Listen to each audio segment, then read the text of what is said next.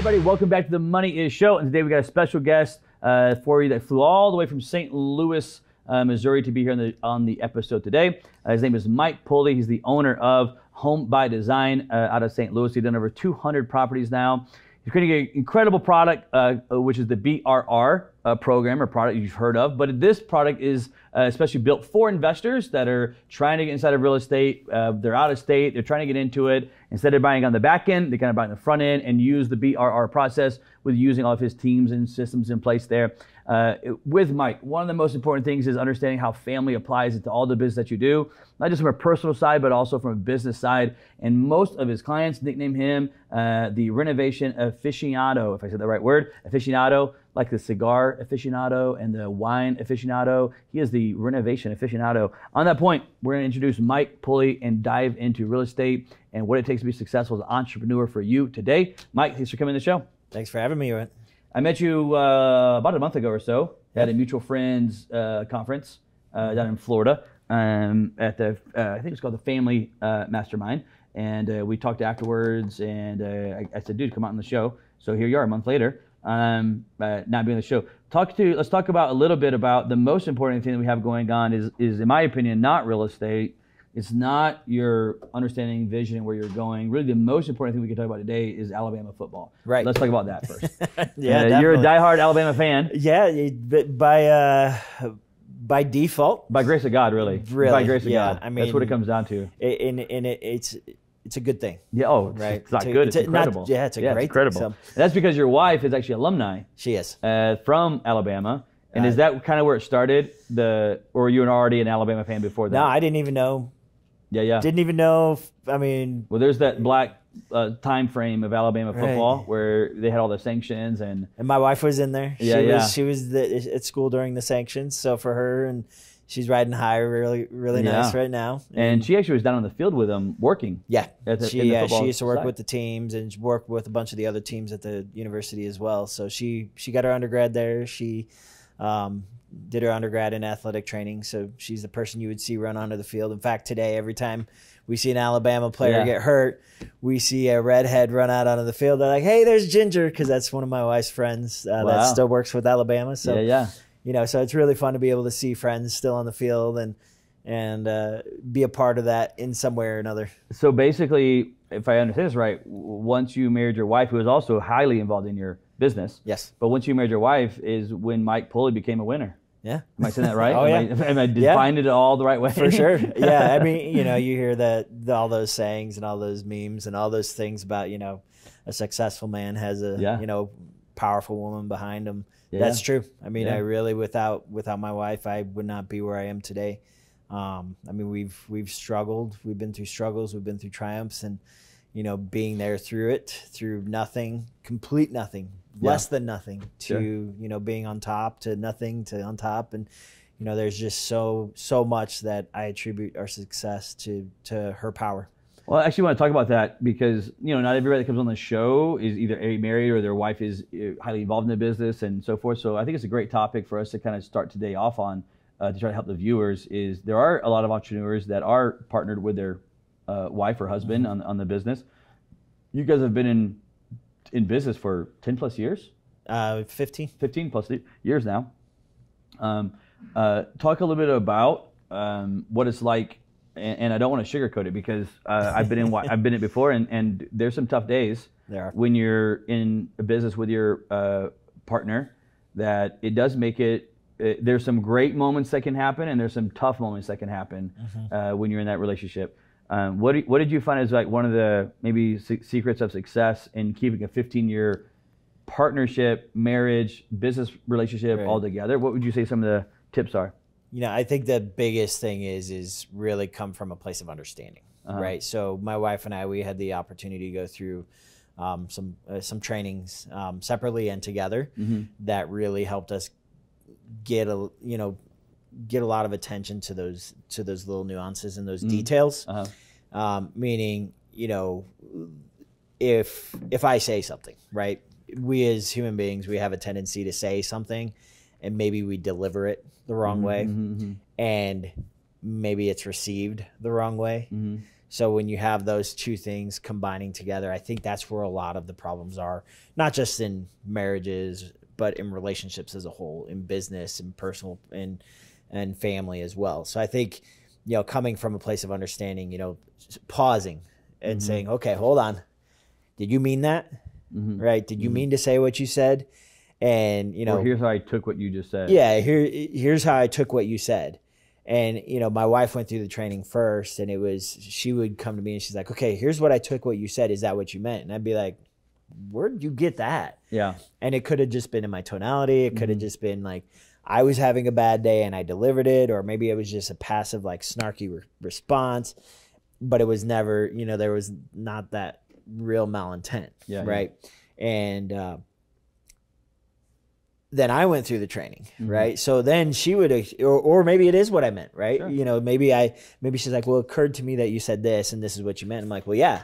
And then there's a whole other thing that you got to deal with, right? And so, but not having that training on my side really was detrimental too, because then I couldn't have that clear communication with her, right? So those trainings happened back in 2016. And so for us, that was a very pivotal point. Not just in our business, but in our marriage. Right? Yeah, it's one of those things like anything else. Marriage, it's same as business, same as, and then combine the two, it even gets more complicated. It is amazing what outside coaching, training, whatever you want to call it, can add to it, because you bring in an expert that understands this is what they've dedicated their life to, this ABC topic, whatever it may be. And it's like, oh man, wow, this is great information.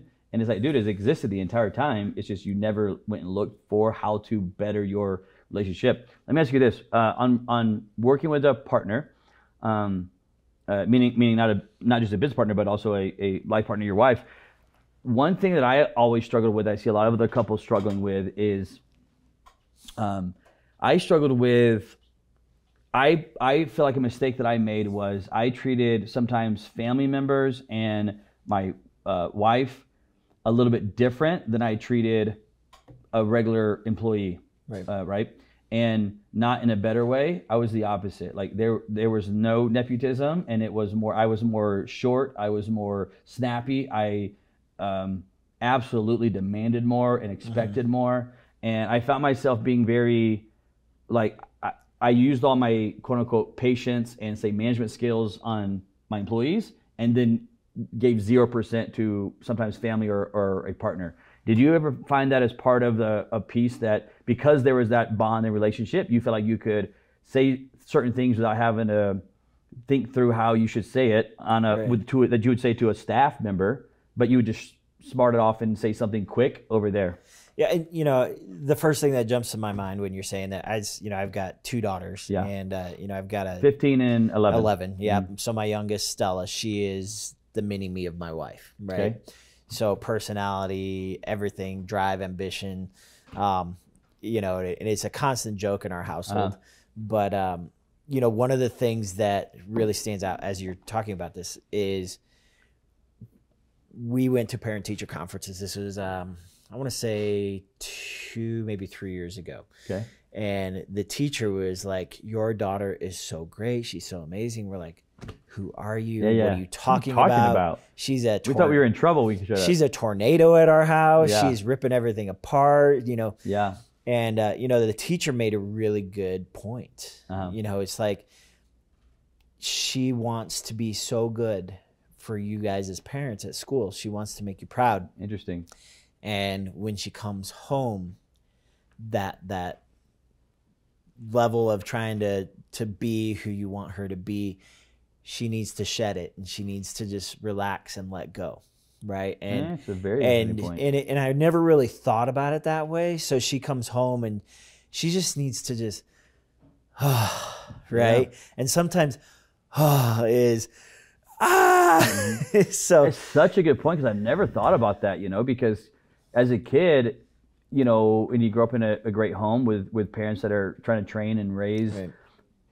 As a kid, you are trying to please, obey, right. Let's say your parents, and you are trying to, I say this in a good way, you are trying to become a person that your parents are setting as, I don't want to say standards, but a person you should be, respectful, right. Obedient, listening, mindful.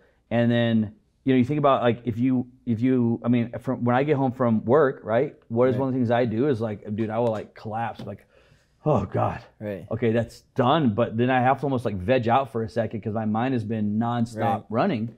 And I've never thought about it. A kid comes home that's trying to be 8 hours of this, like, let me be this good person, this growing person, etc. When they come home, you can't work out for 20 hours in a day. Right. They need that time where it's like, okay, I grew, I'm growing at school as a person. Now I just want to be a kid and scream and yell and do stuff. I've never thought about that. That is a great point. Yeah, and so going back to like what you're saying, like how do you relate that, right? How do you relate that to like when you have that partner, not just in business but in life, that you go home and my wife has gotten, she's actually really good about, I get home, she lets me have a few moments to decompress, right? Spend time with the girls before she just jumps in and tells me about her day or, tells me about what's going on with her clients that we also deal with. And, so it gives me that chance to just be like, she knows I'm gone. She knows, I need that downtime. And I think too, I have to do the same for her, right? She needs that time to decompress. And I think sometimes we, it's goes back to like my daughter, right? She can come home and she can trust that we're not going to put her out on the streets just for her blowing up on us. Right. And all day I will take that versus, at home, the kid's an angel, but you put the kid out in the world and the kid's the devil, right? Yeah. And it's like, and then the parents are like, my kid's a great kid. What are you talking about? They're great at home. Well, they're a piece of crap out in the real world, right? Really kick them out of school. I would all day, I would rather have it. They just treat us poorly than everybody else because it lets us know that they have that they're formal and they're proper and that they have a respect for other people. Yeah. And it doesn't mean that they don't have respect for us. It just means they need that moment, just like all of us. We need that moment to just relax and to chill. And I think sometimes it, as business owners, especially people who are in business together and in a relationship together, I think sometimes I remember there being a time when we first started our business where it was like we would go on a date night and all we'd talk about is business too. So it's like business. We weren't talking about life goals. We weren't talking about kids. We weren't talking about, it just got so like where you're on all the time. And I'm good about being on all the time, but sometimes you need to be off. Yeah. Right. Sometimes you just need to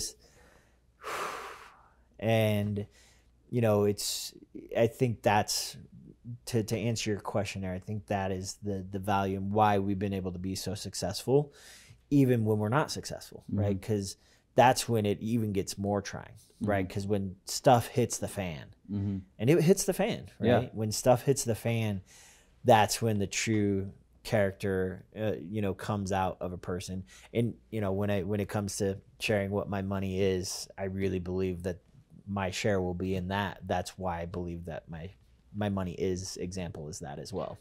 Yeah, I think one of the things that I found through absolutely disastrous moments and failures when it comes to relationship was, and actually it's funny, I was talking to a guy yesterday about, that was on the show, we were talking about the power of the intentions, and he was an educator, teacher in setting the right intentions in place. And one of them for me that I've always, not always, I'm sorry, recently have got into was I actually stop on my way home, actually in the neighborhood, but there's a little parking lot to the right. And right when I pull in, I can kind of stop and I decompress alone for a second. No music, no phone calls, no text. I just sit there for a second and I what he would refer to as setting the emotional intention, meaning I think through like, hey, I'm about to go home and these kids are going to be there, wife's going to be there, and how do I want to feel? How do I want to think? How do I want to help? And I kind of just like 5, no more than 10 minutes of just pure switching the hats and letting there be a time for me to switch hats. Right. There's that. And the second thing that I do, I learned this from a guy on the show as well, huge in family. And he said when he comes home, because he works full time, his wife was a stay-at-home wife and with 4 hectic, crazy boys. And he said when he comes home, the very first thing that he says when he walks in the door, when he sees his wife, after, saying, hey, I love you or whatever, he says, hey, what's the one thing I can help you with right now? Right. And I thought, dude, that is a brilliant concept. Right. Because, at work, you come home as CEO. At work, you're CEO. You're the boss. You're driving this, pushing this. And then you come home and you kind of leave that CEO on for a second, right? And when you come home with the philosophy of, hey, what's the one thing you need help with right now? And dude, sometimes she'll throw crazy stuff. I mean, I'm like, did not want to hear that one. Did not expect that. Did not see that one coming. But for her, it's like the thing that she needs that's on her head that she needs done right now. And it's amazing what that has done in the relationship, because it also sets me back of not being CEO, but being a partner that is here to help with whatever this thing is. You know what I mean? And those are unique things that I've learned along the path of that has helped me tremendously inside the relationship. I want to move on to vision, because I think vision is, I refer to myself as my gift in business is not operations. I freaking hate every minute of operations, but I love the visionary side. Yep. Hate operation side. And so I love the visionary side, and I know being a vision and having a clear path going forward. When you say vision, sometimes people think like a calling from God. No, I'm talking about more like I have a direction of where I'm headed and I understand it. That's a big thing for you. Yep. Let's talk about vision for a second with you.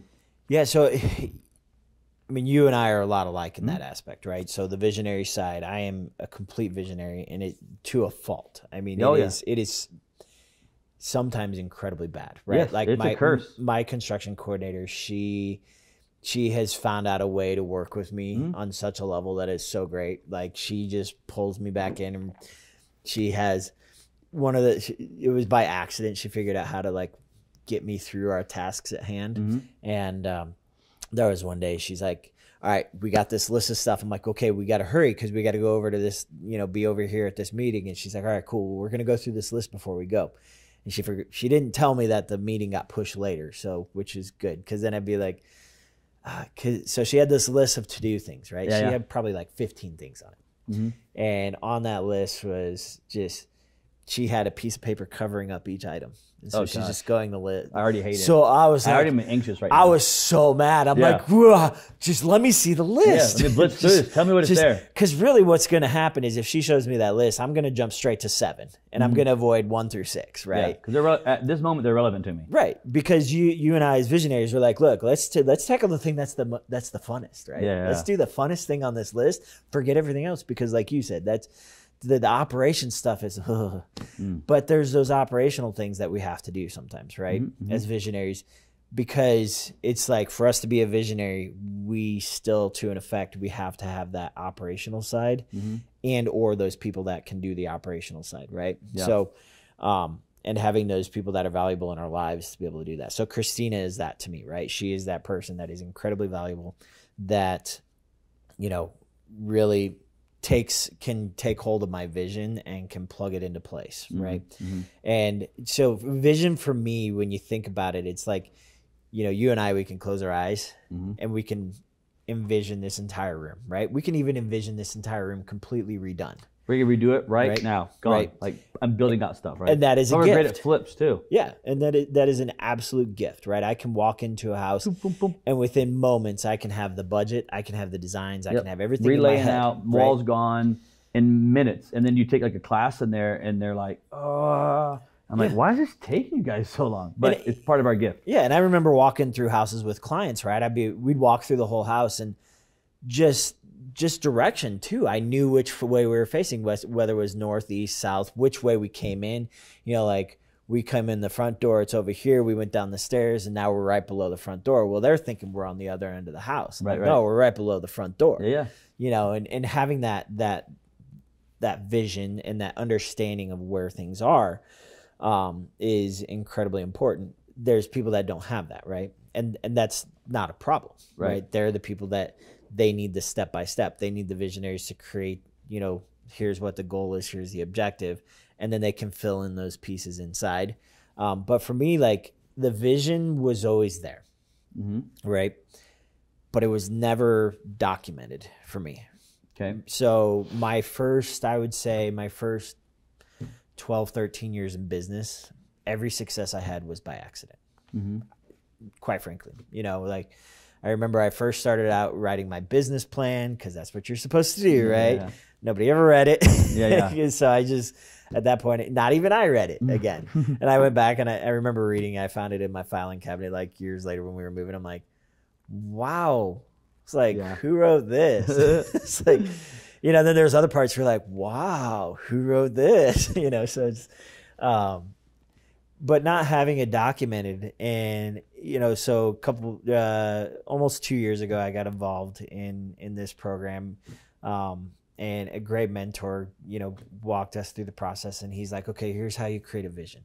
Right. And I remember hearing about it before, like, you know, talking about like, what do you want your faith to look like? What do you want your family to look like? What do you want your future to look like? What do you want your friends to look like? What do you want, you know, what are all these different, so in my vision, I have like 8 different facets, right? What do you want your philanthropy to look like? You know, who's involved in that? Right. And it's like, we've all heard the saying, you know, you are the sum of the 5 closest people in your life. Right. Sure. And I think without the vision, you just allow people in your life because you think they're going to be part of your vision, but they're not, because you never documented what that vision is. And so I remember when I worked on this vision, it was like arduous, right? Because as a visionary, that's that operational side, right? I'm like, oh my gosh, this is so horrible. And I just remember it was like, and we're, as visionaries, we're also really good at last minute, right? Yeah. So I'm like, all right, well, I'm going to this training, and I'm supposed to have my vision done. So I sat down for like 3 days, and it's really like a couple hours worth of work, but it's like trying to, even in those 3 days, I'm like delaying the inevitable, right? And so, and I remember the very last like bullet point on, and the philanthropy is my very last section on there. I remember when I finished that, just realizing like, wow, it's like taking it all out of here and putting it on paper, right? Yeah. Not just I didn't put it in the computer. I put it on paper, like I hand wrote it. It's like, that has power in it, right? And then, you know, from that moment on, I started watching my life unfold the way I wanted it, right? And yes, there's stuff in the past that is good and bad that's there, right? There's not much I can do to change that. So what I'm focused on is here and now. So that vision is spelling that out and modifying it, right? Because things change too. You know, like my goals and intentions on one thing might have been like, oh, hold on, pump the brakes. Maybe not. Right, that's not the route.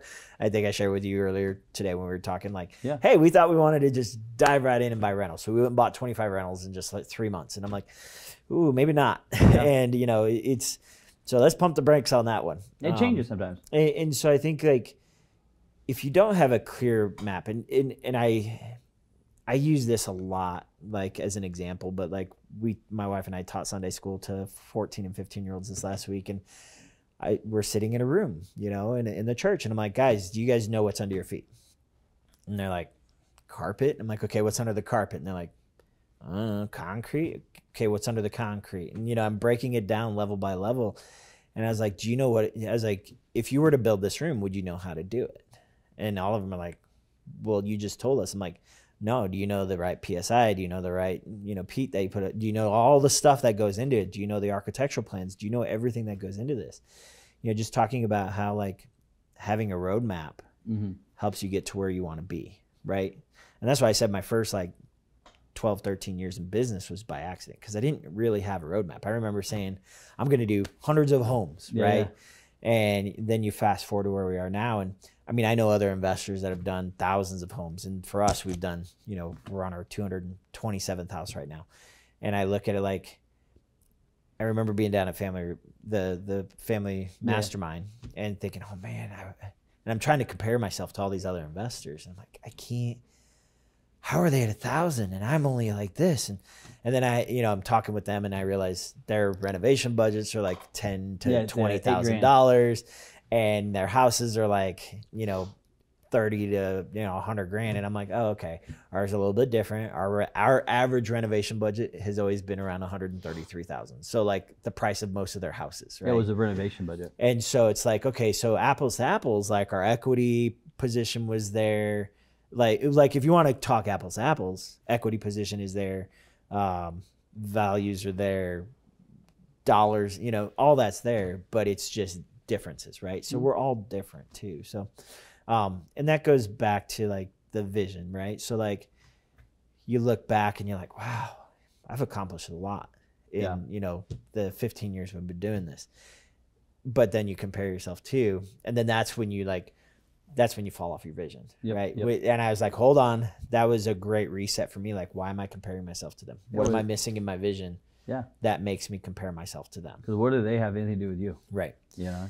And so that goes into like the whole you know, the vision overreach is not just personal, but professional, right? Yeah.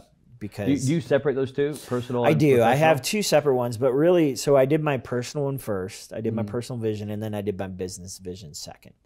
And I see the mistake of people doing it the other way around. My mentor shared, actually, he created his vision first, and it was mostly business.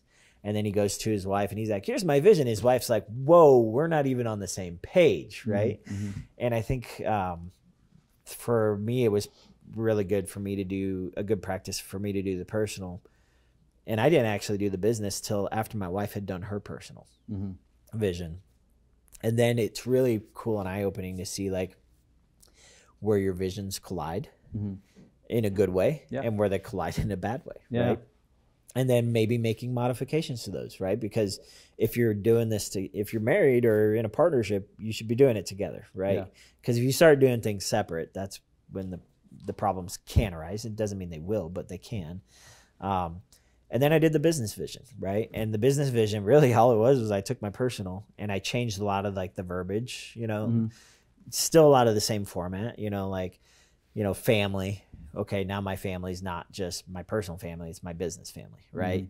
My faith is, okay, I'm not going to ram my faith down other people's throats, but I want to have people who have ethics, right? Who have, you know, who value others, who have respect for others. And that in its sense could be a faith, right? What's the philanthropy? I want people in my business who are going to be giving, right? All my employees know that they're coming on board with me once a month. They'll be paid, but once a month we work with a nonprofit that provides housing resources of some sort in the nonprofit world. Right. And so they when I shared that with our team, they get excited because they're like, not only are they getting paid, right, but they're actually being able to go do some good. Right. And so there's that business vision too that dovetails nicely with my personal vision. And so I think if I didn't have those, my success or failures would be by accident, right? You had mentioned, I think you said there was 8 points, maybe that's what you said. I thought you said there was like 8 points of the vision of like faith, family, philanthropy was one. Right. Just off the top of your head. And I can share the bullet points, you know, with... What do you remember what the 8 like kind of topics were that people should be looking at if they want to build a vision? Faith was one. So you know, like faith, family, friends, philanthropy, finances, fitness, and you know, trying to remember the last one right now. But just talking about all those different components of your life. I like to get it from you. It'd be nice to see. Yeah, and you're welcome to share it with your audience. Yeah, and for sure. Obviously, you know, I'm totally okay sharing my personal and everything like that too, because when you did your personal, was it the same kind of 8, faith, family, finance, etc.? Was that kind of the same? Okay. Yep. And it's just, you know, changing that verbiage, like I said. Sure. And so, you know, and I shared that with my team. I shared my personal and my business with my team, so they know both sides of it. And I even told them we had a breakfast 3 weeks ago with my team. So I had all of my employees there, and I said, "Look, guys, you know, we're going over employee handbook stuff, all this other boring stuff, the boring stuff. And but then we got to the fun stuff, talk about like the culture that we have and that we're continuing to create, and you know." I shared my vision with them, you know, completely transparent with them. And it makes you vulnerable as a leader, right? It definitely makes you vulnerable. But I told them, I was like, guys, if you ever see me fall off this vision, call me on it. Call me on it. And I was like, and you will be financially rewarded for calling me on it. Yeah. Because if I fall off my vision, that means I'm being distracted by something that's not important, right? Because I spent time, right? I spent wasn't just those 3 days. I spent months trying to figure out like, what is this vision? And I remember I would write down bullet points like, oh yeah, that's cool. I like that. Or, you know, that really, really, you know, impacted me personally to where, you know, that's who I am. And so I even told my team, I'm like, if you see me fall off this path, call me on it. Mm-hmm. I was like, and you tell me you're calling me on it. Yeah. Because if you don't tell me you're calling me on it, I'll just brush it off, right? You could be like, you remember breakfast? When you said call me on it? Officially calling you on it. So last question I'm asking at this point, but like when you go into like, say you have those 8, right? And you go into one of them, whatever it may be, you know, we'll just use finances because of the show, Money is Show. When you go into finances, does that then branch out into like a vision on how you view your finances? Right. And so it's almost like you have 8 kind of different visions, right, or paths. So you have visions, and then you have like the subcategories inside of it, right? You have like, let's talk about fitness, right? Like, okay, fitness. Are you, you know, inside fitness? What does that mean? Okay, am I going to the gym? You know, or like, yeah, I go to the, you know, not like am I, but like I am statements, right? Like I go to the gym this many times a week, or I eat this, or I do this, or I surround myself with people who, you know, and it's not just, you know, it's the who, what, where, and why inside of each of those. Yeah. Right. Because if you don't have all those inside of there, it's just a statement, right? It's like, there's so many people there. Yeah. I met somebody the other day, and he's like, yeah, I'm going to own 100 rentals by the end of 2022. I'm like, cool. How are you going to do it? I don't know, but I'm going to do it. I'm like, okay, but how are you going to do it? Right. Yeah. And so, and that's that monotony. Those are more dreams is what I call those, right? Like it's just a dream. Yeah. And us as visionaries, we're really good at those dreams. And we also know that there's implementation that we have to do behind them. Right. And so, going to the finances, is that who, the what, the, you know, the how, like, who's your CPAs, who's handling your books, who's, you know, where are you getting your lines of credit from, where are you getting your loans from, where do you bank with, you know? I mean, case in point, you know, my father-in-law had a successful business that he sold, and I remember when I first started my business, he told me, he's like, when you have a business, make sure you get a banker that you can trust and follow that banker wherever he goes. Because it doesn't matter what bank he's going to be at, or she at, whatever bank they're going to be at, they're going to take care of you, right? And so we've always done that. We have a banker that we've followed. He's at his 4th bank, and every time it sucks to change accounts. But I'll tell you, there's that transition period where you have like 3 to 6 months where just you needed something done, right? And you make a call and you can't get it done, right? And then, you know, and there's all these other little perks and benefits you never realized you got. And then all of a sudden you're getting hit with like weird fees. You're like, what the heck is this audit fee, you know, for $25? And they're like, oh, well, that's just a normal fee. I'm like, well, we've never had that. Well, we do now. And it's, you know, just weird stuff. Right. And, you know, $25 is not a lot, but it's, you know, we're supposed to be good stewards over our money too. So going back to the finances, right? Like, how are we, you know, handling that? And so, you know, that goes back, you know, I shared with you in our personal conversations before this, you know, 2018 really hit us. It wiped us out. And, you know, we've been fortunate to have great investors and partners that have really trusted us and believed in us. And we've had some other ones not so great. Let me ask you a question on that, because I want to get into, you talk about in 2018, your example is 2018, but whether you're talking about that or not, but a lot of times you get hit as an entrepreneur, right? Whether you know it's coming, you don't know it's coming, it shows up, whatever it may be, but you face this massive freaking kick right in the teeth, right?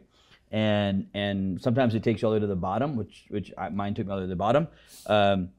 The biggest piece that you find from entrepreneurs that are successful is that although they went down, it was just a dip in the cycle, not in the market. I'm saying a dip in their life, and it's like, okay, well, I'm gonna go right back up. But there's something that makes these entrepreneurs at that moment when they're going down, majority quit and go back, right? And then there's this other group that's like, oh, okay, I'm gonna go this way now. You're about to, but tell us a story about a time that you literally got kicked as hard as you could, and then as an entrepreneur, how did you overcome that? What did you learn from that process to keep going forward when 99% of other people, entrepreneurs, that's the moment they quit? Yeah, we've had We've had 3 of those. Okay. In our business cycles, right? I mean, business is, just like the economy, we have cycles, right? We have. And you're 15 years into. Right, you were 15 years in, so we've had 3 of them, and some of them are self-imposed. Sure. I would like to say 2018 was a self-imposed. We didn't have a vision, right? We just kind of. You caused it upon yourself. Wild West, like we're gonna do this, we're gonna be amazing, and then it just wiped us out.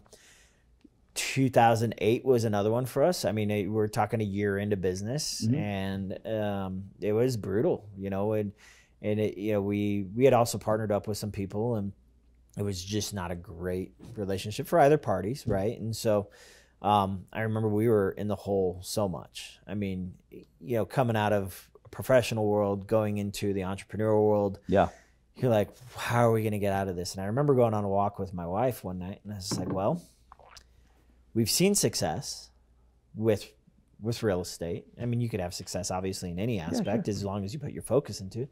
It's like, well, we've seen success in real estate. We're in this hole.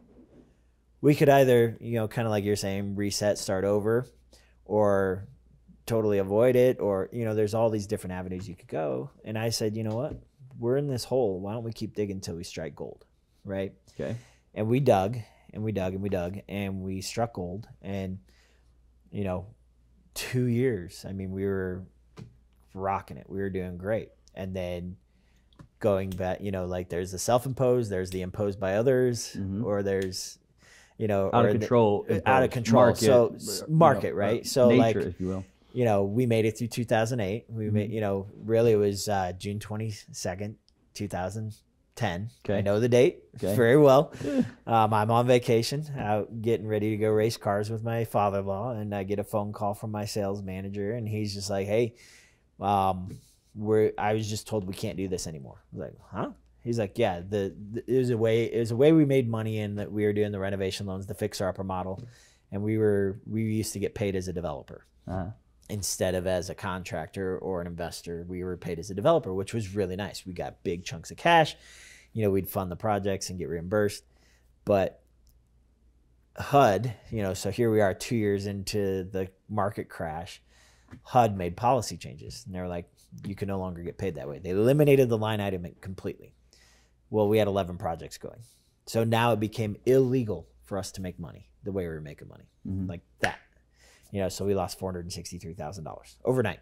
Had to lay off employees, had to liquidate all of our capital, everything. So that was imposed upon by, just market conditions, right? Or decisions government entities made. So, we've had these resets, and and again, it was that, man, what do we do? Like, do we go get jobs? And that's when you test your grit, right? Because then you test who your friends and even your family, right? I had friends and family like, why are you doing this? This is horrible. Why are you doing this? You should go get a job. You should go take care of your family. I remember we had this lady that we went to church with. She told my wife, they're like, she was one of those extreme couponers. And she's like, your husband should go get a good job so you could get consistent pay so you can go couponing with me. And I was like, what? Yeah. And it was just one of those things. It was like, just difference in mindset, right? And so having those resets, I think, is also really good too, because it really lets you're not invincible. You're fallible. It helps you make wiser decisions in the future. It helps you be more clear of what you want to accomplish. And that's assuming you take action on it, right? Because I do see a lot of people fail, right? I don't want to be. I remember 18. Man, 18 was hard, right? And I share. This was one that was self-imposed. This was self-imposed, and I remember. I had a buddy I go to church with who, ironically, now we buy a ton of properties from. He owned like over 300 properties, and is interesting. So I needed money. Like I was desperate for anything, right? And we were going into the holidays, so it's 3 years ago from now. And I remember sitting there just like, I was talking to him, and I was like, hey, can I come on and work with you? And my vision of working with him was like, I'm going to help him do all this stuff, and his vision of me working with him was swinging a hammer and doing this. So here I am, and he's like, what do you want to get paid? And I was just like, just give me $5,000 a month, right? Because I was looking at like like just put the fire out. Sure. Like just keep the fire from going exploding bigger, into a nuclear. Right. Yeah. Let's just take care of the family. Right. And so, and I remember going and I was working on these job sites, and these are subsidized housing. Uh-huh.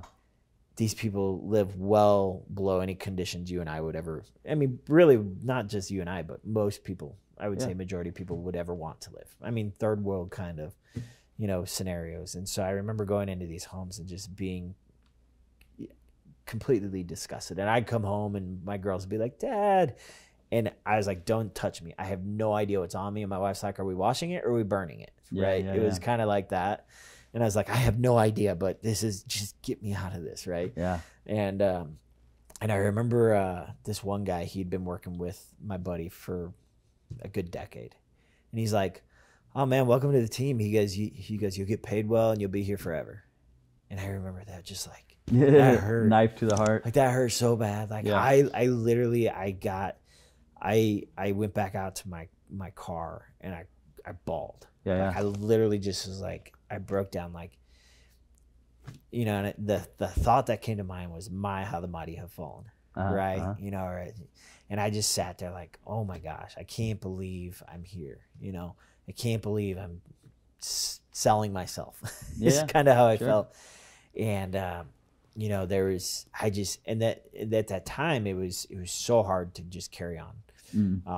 And I know you and I had a conversation before this, but I wasn't suicidal, but I got to the point where I was like, all right, I got a great life insurance plan. If you need me, I'm here, and it was a really tough time for me. Right. And, so I don't know what got me out of it. I mean, I think it was a myriad of things, right? I mean, obviously, definitely my family, right? Okay. My wife, my kids. But, it was diving into like personal growth, diving into people who have gone through struggles, hearing their stories. I was getting on podcasts. So I'm working on these job sites kind of by myself, right? And I really didn't want to deal with these tenants. So I just throw in my headphones and I listen to these podcasts, listen to these books. And I just remember author after author, compiling their entire life in a book, talking about their struggles and things like that too. And just getting that motivation, right? And just starting to really, and one of the books was just talking about like, your mindset, like what's your mindset like, right? And so, I changed my mindset of like, I don't have to go to work. I get to go to work.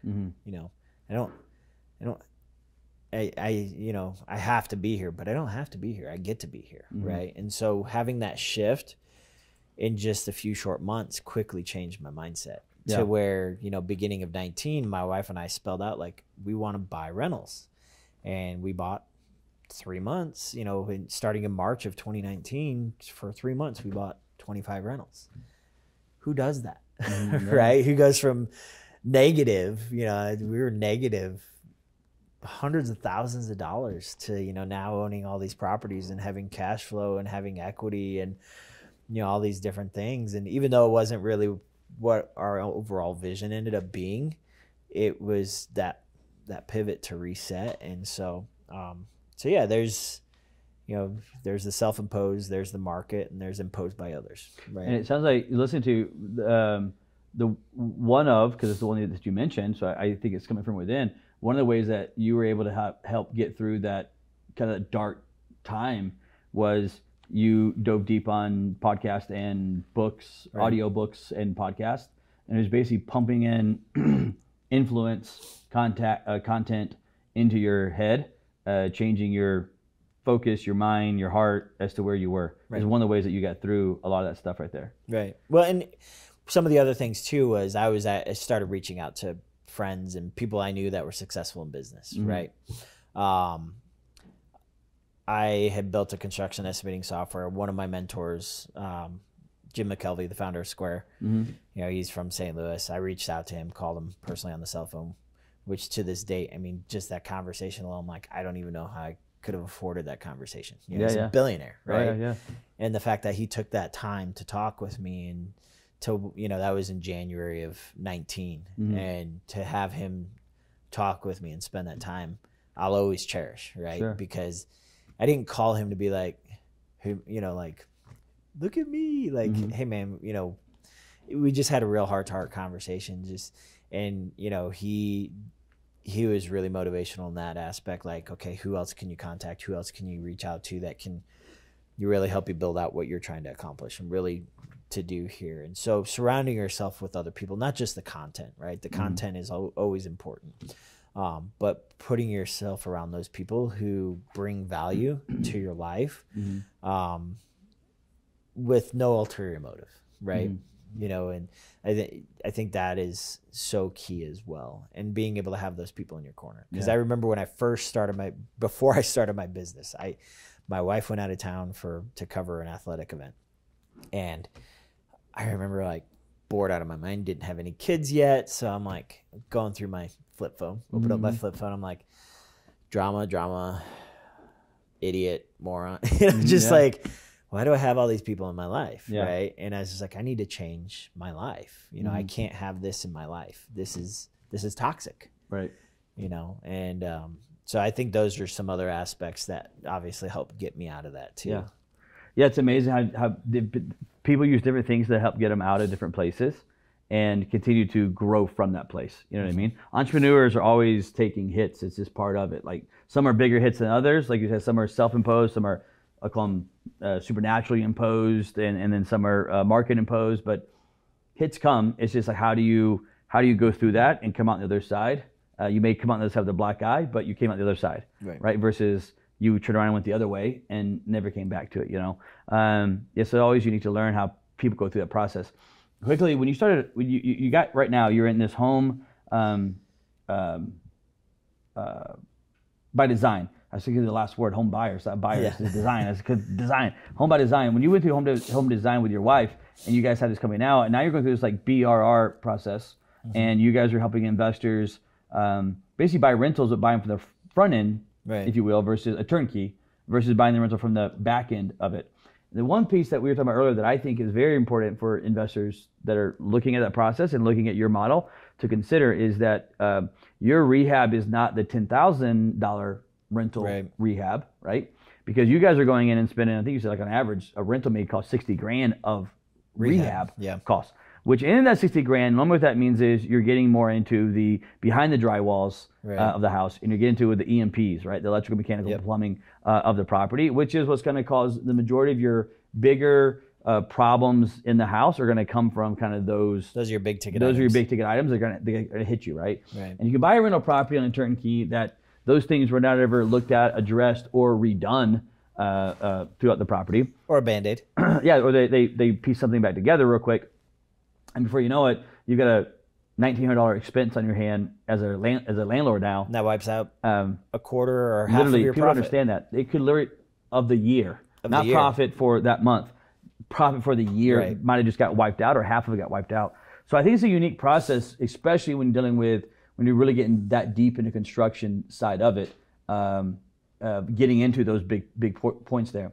Do you see this being a big focal drive or focused drive for you guys at Home by Design in the next 10 years, this model right here, if you will? I do. You know, I think there's a big gap in the market for something like that. You know, you've got your traditional retail buyers, right? They're buying homes that are quote unquote move-in ready. Right. And then you have your DIYers. They're going to buy those houses that don't need a lot of work, but they, you know, sufficient amount of work to keep them busy for a long time. Pinterest work. Yeah, Pinterest work, Instagram work, you know, all that stuff. And then you've got your investors, your traditional investors. You know, they need to buy it at a discount so they can put the money in and then, you know, have the spread to make their money or refinance or whatnot. They have to have certain LTVs. Yeah, their loan to values. And then you've got, you know, you've got a void that's there, right? You have all these turnkey buyers that just can't get the turnkey homes right now because just there's lacking inventory. Yeah.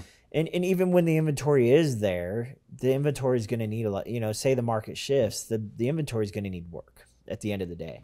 So what do you do with that, right? And that's really what we saw as an opportunity, not just for us in running the construction and doing the management, but really an opportunity for investors who have been looking to get into the game. And, like, how does that look, right? So Fannie Mae has renovation loans, pretty minimal down payment requirements, obviously good credit scores, good assets, things like that. But, how can we fill that void of, a house is worth $100,000, right? Mm-hmm. Well, for me as an investor to buy this house that's worth $100,000 that needs 20 grand in work, I'm starting at, 70 cents on the dollar. So 70 grand minus the repairs. So I have to buy that house for $50,000. Well, if the investor, if the homeowner can't take less than 70 grand, what does that do, right? And maybe that's that house that needs more than the Weekend Warrior or the Pinterest or the Instagram rehabber can do. Right. And it definitely won't fit the model of investors. So what do you do with it? Now you have a home that's just sitting there and it's stagnant and stale on the market. It's driving other factors in the market too that impacts it negatively. So we can come in and we work with our investors on that. So we help them. We find the properties. We put together the budget, the scope of work. This year we made an investment in, it's called the Matterport camera. It does those 3D virtual tours. So think of it like Google Maps, but for your house. Yeah. It also generates our floor plans instantly. So we can actually take those floor plans and input them into our estimating software. We can put together a budget after we get the Matterport plans, which only takes a couple hours. We can do an entire budget on a house in also another couple hours. So we can have a full detailed report, line itemed, exactly to the T of what's going on in these houses. And then, we give our investors that do this the opportunity to have some say in the design aspects too. So we have design packages that we have pre-built out. And we always throw a couple little pops of design aspects in there. Maybe we'll go, we do get a lot of our tile from like Floor and Decor. So they've got a lot of cool design stuff. Yeah. And as long as it's within budget, we'll do little cool design pops with tile, or maybe, we'll find a one-off light fixture that's super cool. Just that extra jewelry, if you will, that really attracts, and gets a higher rent for our investors.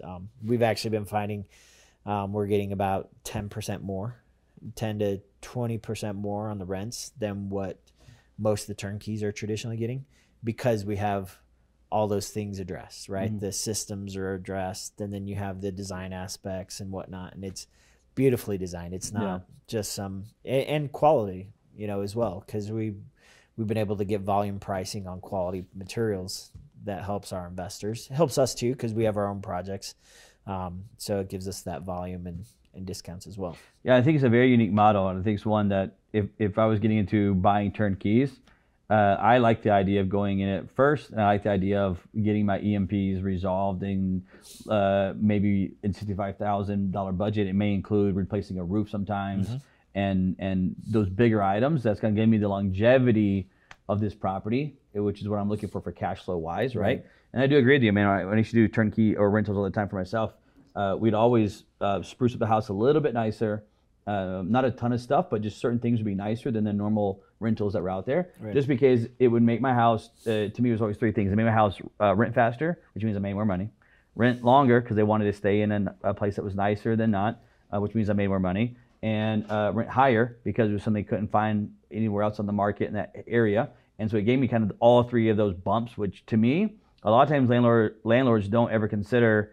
They consider what the rent is, but they don't ever consider how fast and how long. And two factors they should always be considering when they get into rental markets, because those are huge expenses when there's a turnovers, downtime, etc. on a property. On that note, I want to ask you the question: the money is side of it. Obviously, you got the home by designs and the construction. You got the renovations, the flips. 227 properties so far and growing, and I think multifamily is right around the corner for you as well. But for you guys, for you and your wife right now. When you talk about money obviously money means something more than just, hey, we gotta have more money in the bank account.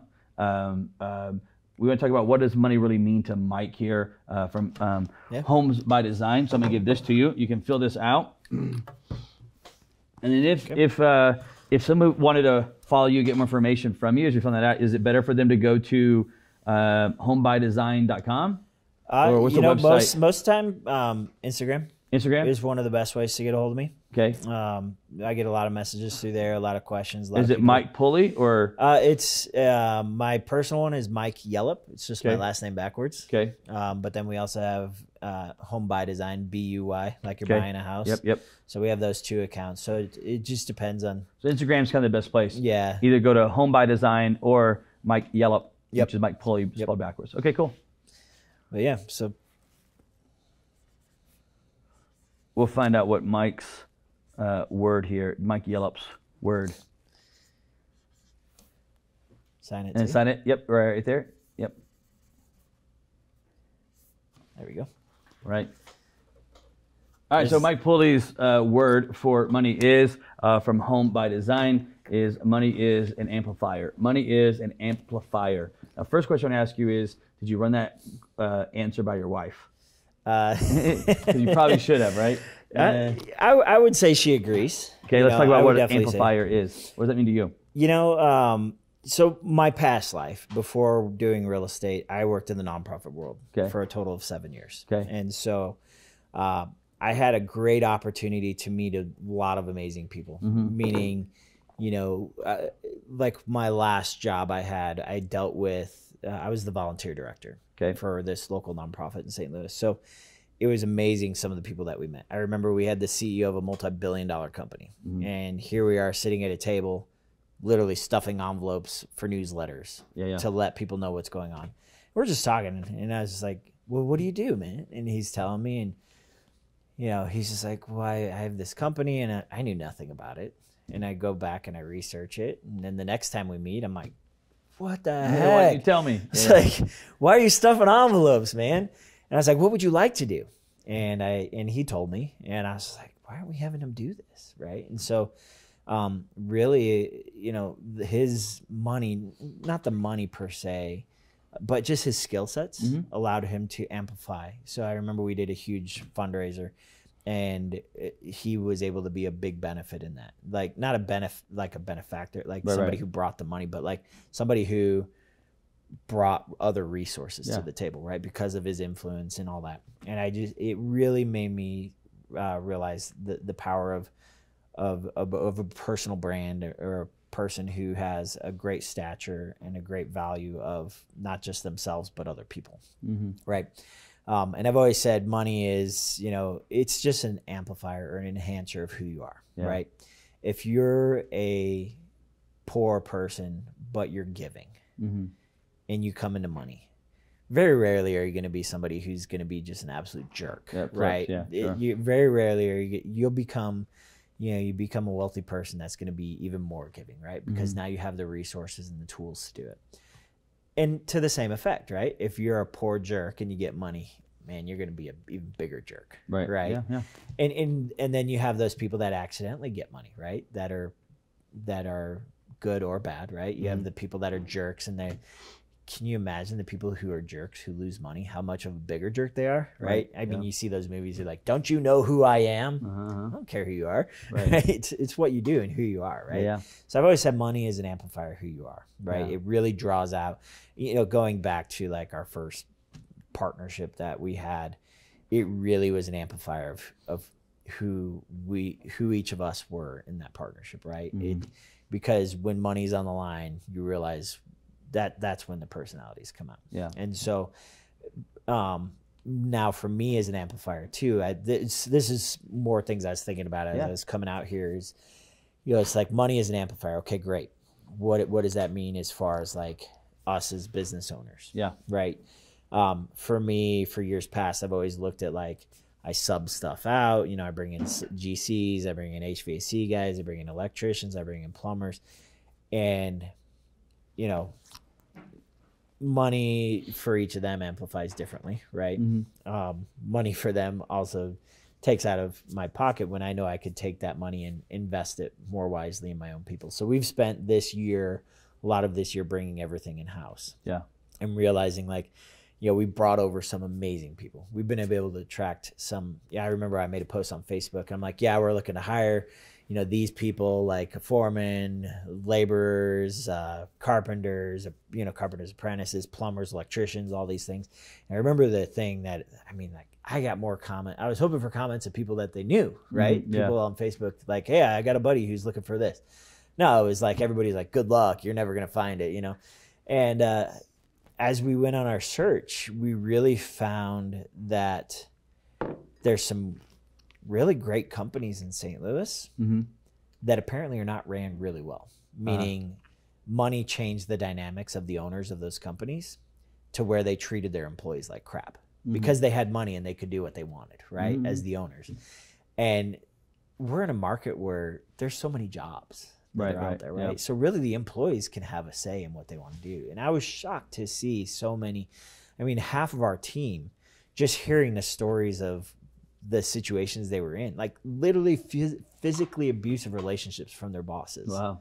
Like verbal and physically and just uncalled for, right? Yeah.